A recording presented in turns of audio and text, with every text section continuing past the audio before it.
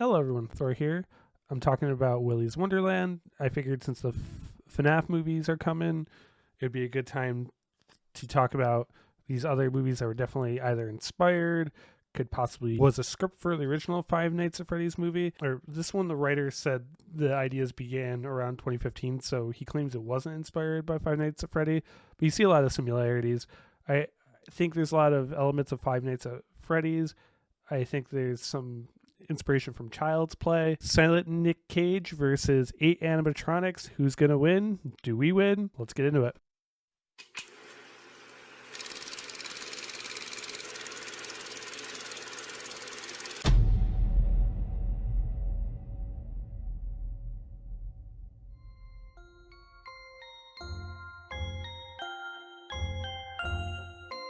So yeah, I'll start with the premise.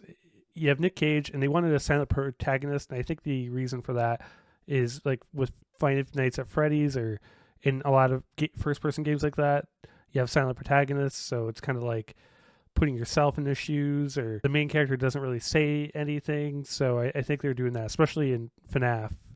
You hear recordings, but I don't believe the main characters say much, and at least in the early games. FNAF movie's out this Friday. I should be seeing it Thursday night, and I'll have my review out. I'm hopefully going to get the banana splits done before it, so I can get that in there, the other FNAF-inspired movie. This one, it's kind of got a mixed review.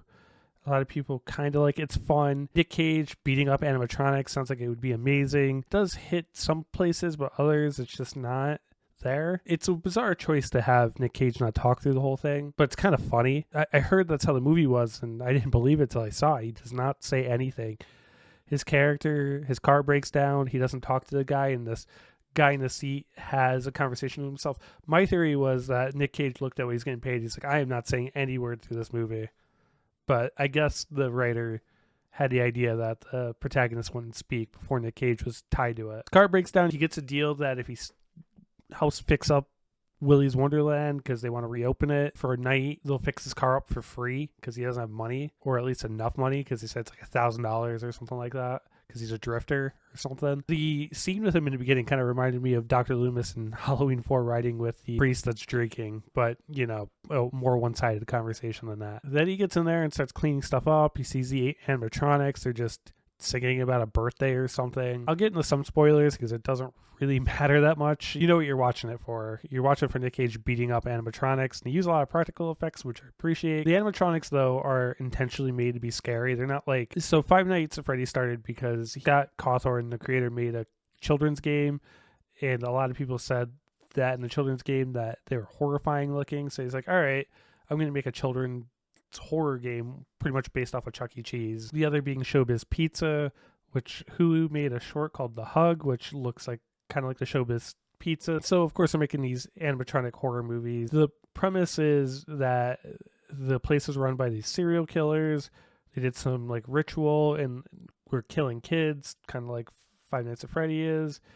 And they did a ritual, and their souls, instead of their children's souls getting put into the animatronics, the souls of the killers, kind of like Child's Play, went into the animatronics.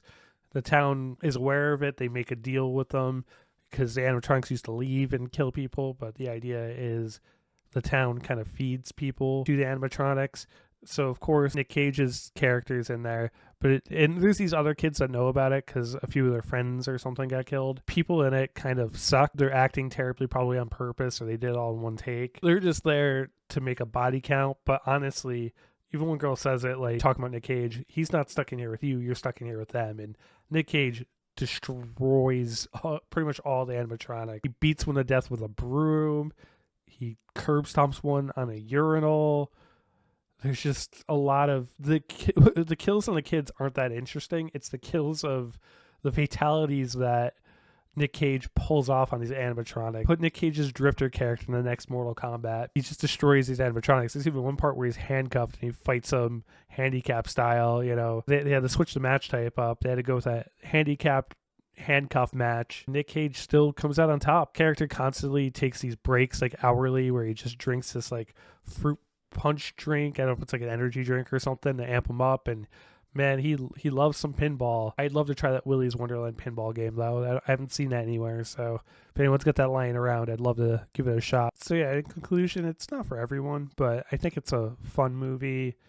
I think, like I said, it's an interesting choice that he doesn't talk, but he's also very expressive, so it kind of worked in a very Nic Cage way. Some people love or hate Nic Cage. I think he's usually great, especially, in The Unbearable Weight of Massive Talent. I didn't love Renfield, but the best parts of it were when he was Dracula. I thought that was really cool. So in this, I just think he just plays an interesting character. His character definitely makes the movie, and just him beating up the animatronics or people in costume is a lot of fun. The kid characters kind of suck, but they're just there as cannon fodder, and they just get killed, and kills are disappointing, but Nic Cage's fatalities on the animatronics make it worth it. I'm hearing the Five Nights at Freddy movies isn't great. I'll have my own opinion tomorrow, which is disappointing because I was excited to see Matthew Lillard back in a horror movie. But at least we have this, and we have another movie, which I'll talk about tomorrow. That's a similar idea. As I said, not everyone loved this one. I think it's fun. I think it's worth watching at least once with some friends. Just have fun with it. Don't take it seriously because the movie is not serious at all. We're talking about doing a sequel. We'll see if that ever happens. Anyway, I will see you in the next one. Thor out.